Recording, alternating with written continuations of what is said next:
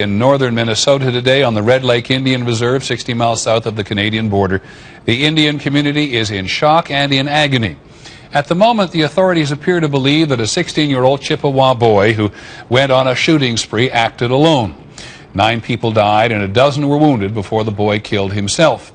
Despite comparisons today to the famous Columbine high school shootings in 1999, this case appears to follow the more common pattern of a lone and troubled killer.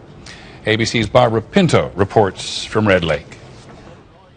The sound of gunfire sent nearly 300 students at Red Lake High School running for cover. Boom, boom, boom, boom. A couple more shots went off and they told us to get down. 16-year-old Jeff Weise of the Chippewa tribe came to school in a stolen police cruiser, wearing a bulletproof vest, an ammo belt, and carrying at least 3 guns. According to police, he killed an unarmed security guard stationed near the school's metal detector. Then, for nearly 10 minutes, Weise moved methodically through the halls, reportedly waving and smiling as he randomly fired.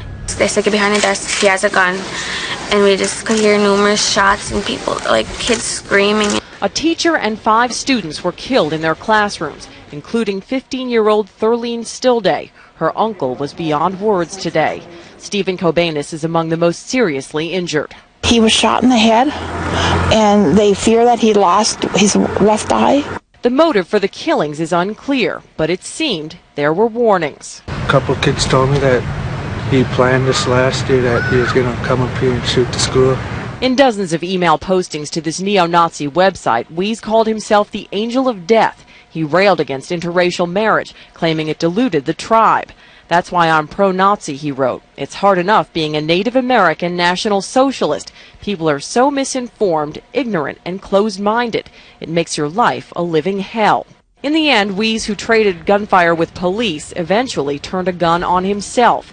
Investigators say his killing spree actually began earlier with the murders of his grandfather, a sergeant in the police department, and his companion. So Weise, then we believe, took the police bulletproof vest and gun belt of his grandfather.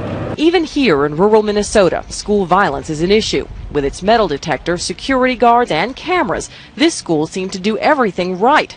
So few on this closed reservation in one of the poorest counties in the state can understand why.